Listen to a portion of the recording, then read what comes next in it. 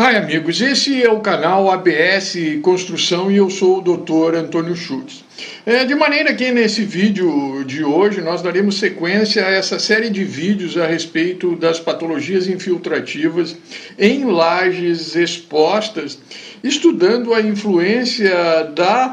do calor de reação do cimento no fissuramento, nas porosidades superficiais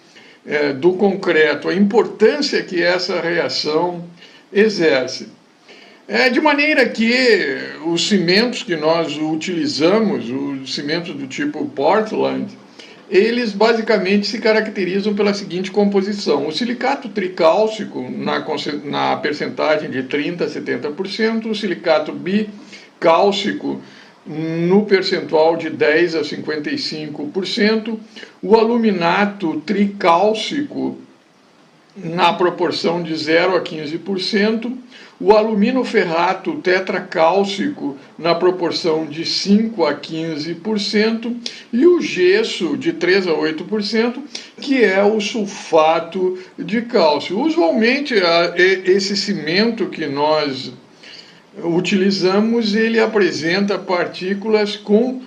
dimensões entre 1 e 90 micrômetros. Ressalto novamente que tal cimento designa-se como cimento Portland. Evidentemente que existe, dependendo da proporção desses constituintes, existem, e da maneira como esse cimento ele é construído, ele é feito, se tem diferentes tipos de cimento de tipo Portland. Assim, no contexto das construções populares, é muito difícil você escolher o tipo de cimento para você pesquisar e determinar qual é o tipo de cimento que seria o ideal para a sua construção. Você usualmente utiliza aquele cimento que está disponibilizado mais próximo da sua residência, de maneira a você não ter um gasto, um ônus maior com combustível, com pesquisa, com gasto de passagem de ônibus, etc., para pesquisar aonde você pode encontrar o cimento Portland que melhor se adaptaria às suas condições climáticas, às condições climáticas da sua região, em termos de constituintes desse cimento de Portland, de maneira a decrescer esse calor de reação do cimento. Entretanto, em um contexto geral, fazendo um aparato geral dessas características do cimento, que é importante você saber a respeito da composição do cimento. Basicamente, que esse calor de reação, ou seja, o calor que é liberado quando você manipula o cimento e adiciona água, a manipulação desse cimento com água gera produtos dessa reação de hidratação do cimento que libera calor em uma reação que é denominada de reação exotérmica, ou seja, aquela reação que se processa com liberação de calor, liberação de energia. Basicamente, relativamente a essa reação de liberação do calor por hidratação do cimento, se ressaltam dois constituintes: o aluminato tricálcico e o silicato tricálcico. Basicamente, esses são os constituintes do cimento que liberam maior energia, maior calor de reação. De maneira que, se você tiver um cimento em termos desses percentuais aproximados do máximo, você tem que procurar, quando da concretagem, quando da manipulação desse cimento, reduzir ao máximo aquelas condições que dependem de você, relativamente a não exacerbar esse calor de reação de hidratação do cimento, porquanto esse calor de reação de hidratação do cimento, ele determina determinadas patologias, como, por exemplo, a porosidade e as microfissuras, que são, ressalto novamente, que são inerentes desse processo de hidratação, mas quando exacerbadas por um calor de hidratação, de reação excessivo desse cimento, exacerbam essas patologias que de uma simples porosidade, de uma simples microfissura pode evoluir para trincas, rachaduras e fendas.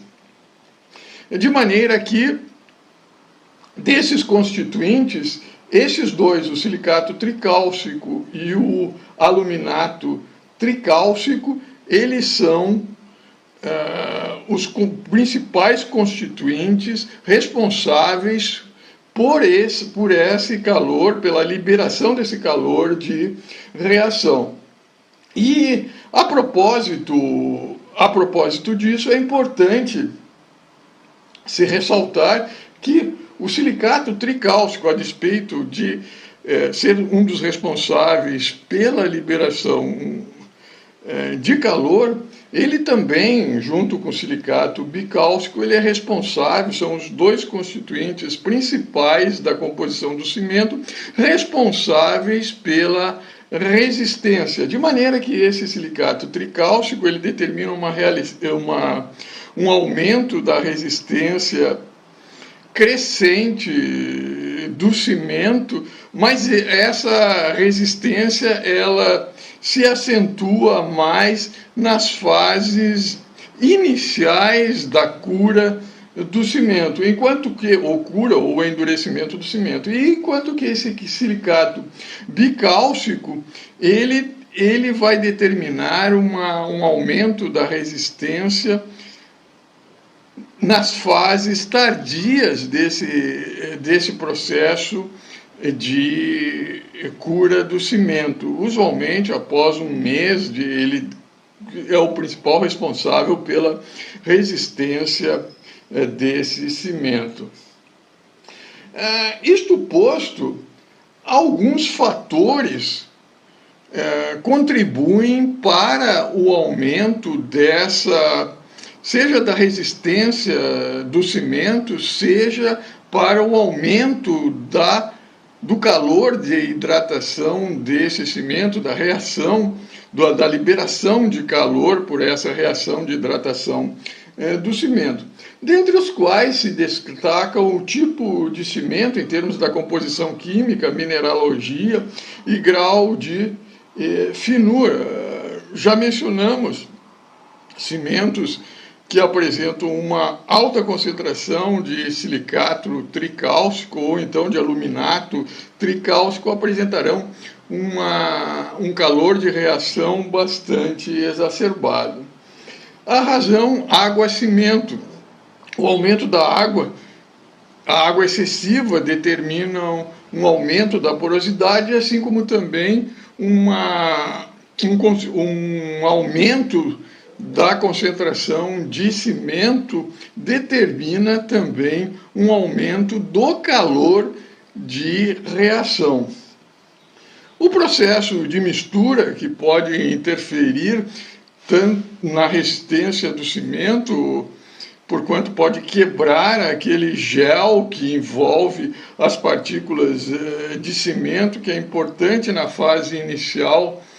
da reação de hidratação desse cimento, de maneira a comprometer a resistência. As condições de cura. As condições de cura também, uma hidratação, no mínimo praticamente constante, no mínimo de 7 dias até 28 dias, também determina uma atenuação dessa porosidade e dessas microfissuras que ressalto novamente, melhor dizendo, elas são inerentes desse processo de hidratação. Contudo, quando o calor de hidratação, reunindo todos esses fatores, exacerba, aumenta a mais de 60 graus, de 65 graus, esse fissuramento, essa porosidade também aumenta de maneira a comprometer não somente a resistência, como também em decorrência dessas características estruturais exacerbadas que surgem, porosidade e fissuramento, como também propiciando o aparecimento, o agravamento dessas porosidades, dessas microfissuras, determinando, como mencionado, a exacerbação da patologia relativa à infiltração pelo aparecimento de trincas, fissuras, rachaduras e fendas. Também as condições em que se processa essa mistura, essa reação de hidratação, também desempenha um papel importante no controle desse calor, dessa exotermia, de maneira a não produzir essas patologias, não produzir uma porosidade e um microfissuramento excessivo. Fatores tais como, por exemplo, a temperatura, a umidade e o vento. De maneira que, no contexto da concretagem de uma laje exposta, o importante seria você ter uma temperatura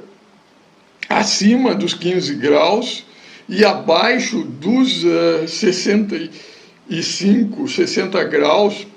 no contexto de todos esses fatores que contribuem para o aumento desse calor, dessa exotermia, desse calor de reação de hidratação do cimento. Ou seja, você não concretar abaixo de 15 graus e não acima de 35 graus, também considerando a umidade relativa do ar e o vento.